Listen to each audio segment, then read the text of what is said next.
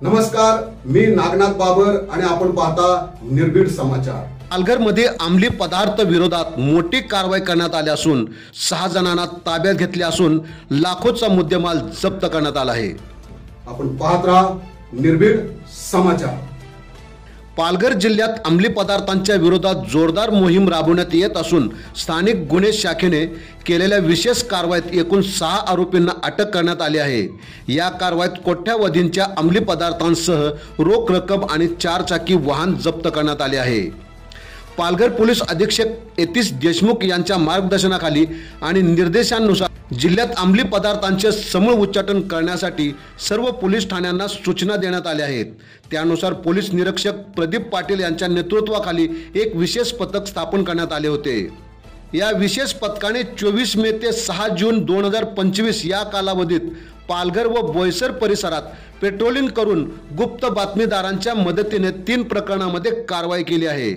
या मोहिमेमध्ये 95,000 किमतीचा 4 किलो 835 ग्राम गांजा, 3 लाख रुपये किमतीचे 123 ग्रॅम कोकेन आणि 5,07,000 रुपये रोख रक्कम तसेच 5 लाख रुपये किमतीची MH48 DC 2680 Swift Dzire car पोलिसांनी जप्त केली आहे।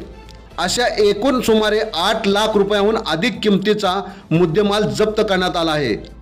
या प्रकरणामध्ये बोईसर पोलीस ठाण्यात 1 तर पालघर पोलीस ठाण्यात 2 गुन्हे दाखल करण्यात आले आहेत।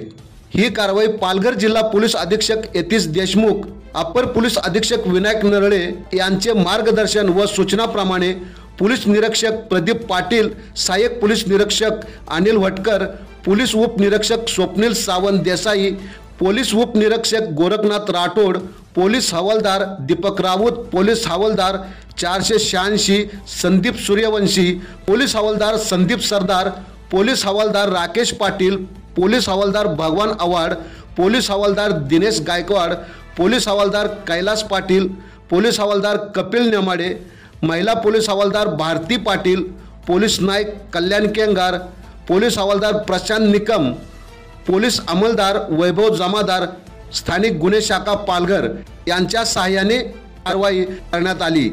पोलीस अधीक्षक यतीश देशमुख यांनी स्पष्ट केले आहे की अंमली पदार्थ विरोधी कारवाई भविष्यात अधिक तीव्र करण्यात येईल। जिल्ह्यातील तरुण पिढीच्या भविष्यासाठी ही कारवाई मोहीम अत्यंत आवश्यक आहे। आपण पाहत रहा निर्भीड समाचार।